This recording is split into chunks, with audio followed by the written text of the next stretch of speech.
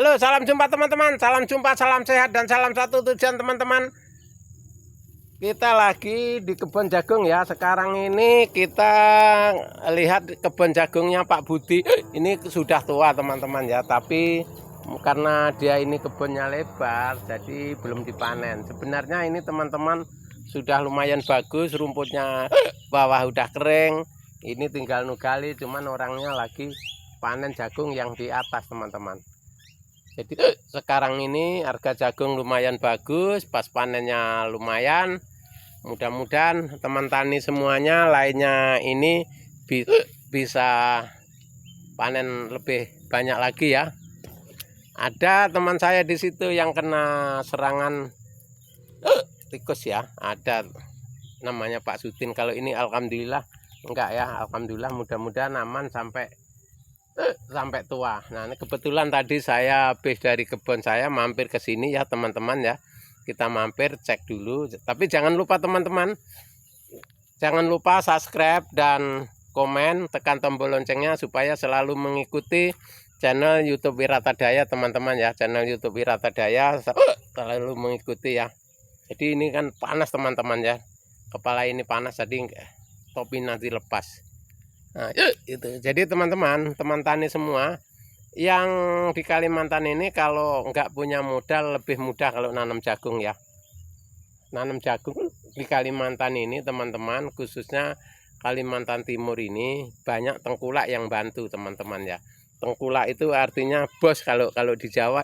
Kalau di Jawa itu bos jagung ya. Bos jagung ini modali dari pengolahan lahan sampai panen teman-teman. Yang penting itu jujur petaninya teman-teman. Jujurnya kalau semua udah dimodali sama bos jagung tadi, artinya kita apapun jualnya ya ke situ gitu loh. Jadi nggak boleh teman-teman nanti ini sudah ngambil ke sini terus sebagian jual sana selisih Rp50, jangan gitu teman-teman, nanti bikin mati kita sendiri ya.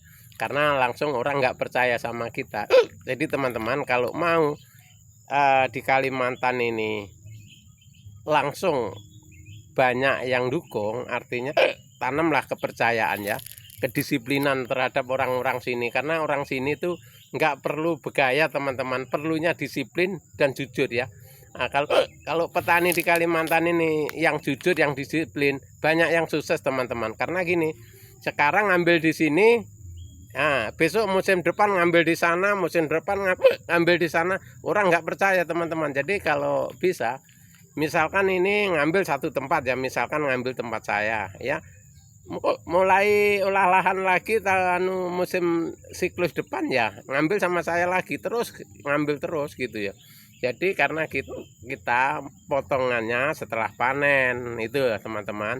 Jadi keuntungan petani pemula di situ di sini.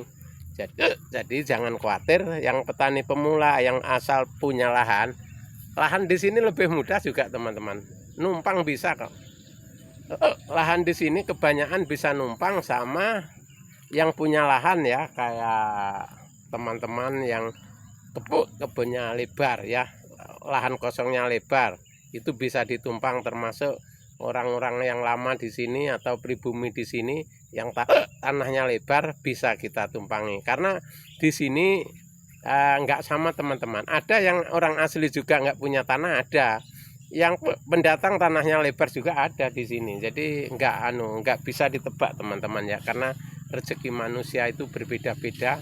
Jadi yang tekun, nah itu yang dapatnya banyak teman-teman, yang tekun. Jadi kebanyakan di sini, kebanyak orang pendatang ini sudah hampir 40% teman-teman. 40% yang sukses ya. Ini kalau di lingkungan saya kebanyakan orang biasa, orang-orang sini ya.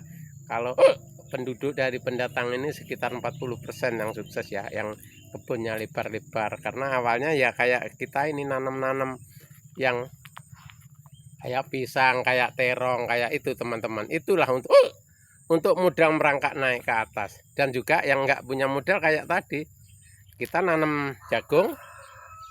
Nah, nanam jagung ini kita misalkan ada 2 hektar ya, 2,5 hektar. Kita yang setengah hektar kita tanamin terong untuk biaya hidup hari-hari teman-teman. tanami terong atau tanami cabai atau tomat ya, yang 1/2 hektar. Yang 2 hektarnya kita jagung semua, supaya untuk tabungan kita di jagung ini teman-teman, untuk makan hari-hari di sayuran tadi kan gitu ya. Pandai-pandai kalian lah, ada bayam, ada kangkung, ada apa, sawi juga bermanfaat, harganya bagus. Terus terong itu di sini udah lumayan, sekarang harga terong agak naik teman-teman. 5.000, 4.000, biasanya cuma 3.000 aja. Nah itu. Kalau harga jagung yang lumayan tinggi ini, 6.500 harga jagung teman-teman. Jadi makanya teman-teman kalau bisa nanam 2 hektar jagung itu maksimal sekarang ini, kalau 2 hektar bisa keluar 8 ton teman-teman ya, kalau 2 hektar. Jadi tinggal kalikan teman-teman, kalikan 8 ton kali misalkan harganya nggak usah lah 6.500, karena yang 500 itu nanti kalau untuk bayar tenaga dan apa gitu kan. Jadi anggaplah 6.000 kali 8 ton udah berapa teman-teman? Kerjanya 5 bulan aja itu. Sebenarnya kalau kita lahan langsung gini langsung tanam bisa teman-teman, bisa 3,5 bulan, 4 bulan, karena kita yang bikin lambat buat lahan setengah bulan, jemurnya setengah bulan teman-teman. Itu yang namanya jadi cukup 4 bulan, 5 bulan. Jadi itu teman-teman ya, kalau petani jagung yang minat cari lahan dulu baru cari bos ya. Nah, karena bos jagung di sini mulai dari pengolahan lahan udah dipinjemi modal teman-teman ya.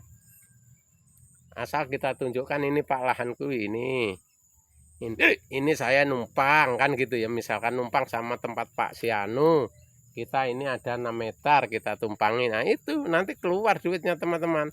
Untuk biaya hidup sampean buka lahan ini sambil bikin lahannya itu sudah penuh dari situ. Misalkan sampean nebas sendiri atau satu keluarga ada berapa orang itu teman-teman, udah aman itu, biaya hidup udah dibantu ya.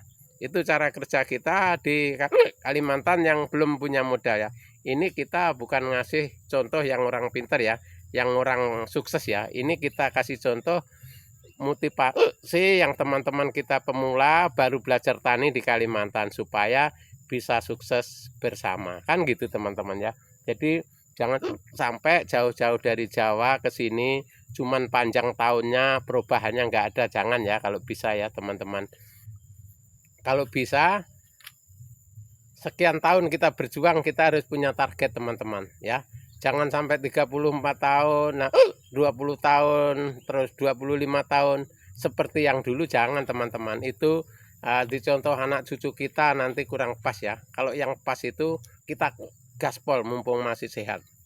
Nah, karena semua kegiatan itu teman-teman, kesuksesan itu bukan takdir teman-teman ya. Itu tergantung tenaga kita ya, bukan takdir itu ya. Nah, rezeki itu keluarnya dari tenaga kita itu. Kalau kita hanya nongkrong di rumah walaupun setiap hari pakai tasbih, itu enggak bakalan kalau kita enggak ada solusi kerja teman-teman ya. Itu cerita kita ini di hidup, cerita hidup ini ya teman-teman. Jangan sampai kita yang kita pandang itu orang yang mewah ya. Yang kita pandang itu bagaimana caranya kita hidup sendiri, kita jadi diri kita sendiri. Jangan menghitung hasil orang, hitunglah hasil kita sendiri. Nah, kebanyakan wah si anu kayak hasilnya begini di sana, akhirnya pindah lagi ke sana. Oh, itu kerja bangunan di sana 200 per hari, kok di sini cuma 150, pindah lagi ke sana. Akhirnya teman-teman, uang yang ada itu habis untuk pindah ya, untuk belajar lagi. Jadi dari itu teman-teman, untuk teman pemula, tani pemula, motivasi untuk kalian ya, kalian yang mau niat bertani. Walaupun contohnya yang seusia saya sekarang kerja bangunan udah nggak layak, kerja panen sawit udah nggak layak, kerja di pemerintahan sudah nggak layak. Kita terjunlah tani supaya kita bisa bermanfaat untuk anak istri kita, bisa mendukung anak istri, anak cucu kita ke masa depan teman-teman. Itu ya teman-teman, Terima kasih yang sudah menonton dan jangan lupa tonton terus video channel YouTube Wiratadaya supaya kita selalu bertemu setiap hari. Oke, terima kasih.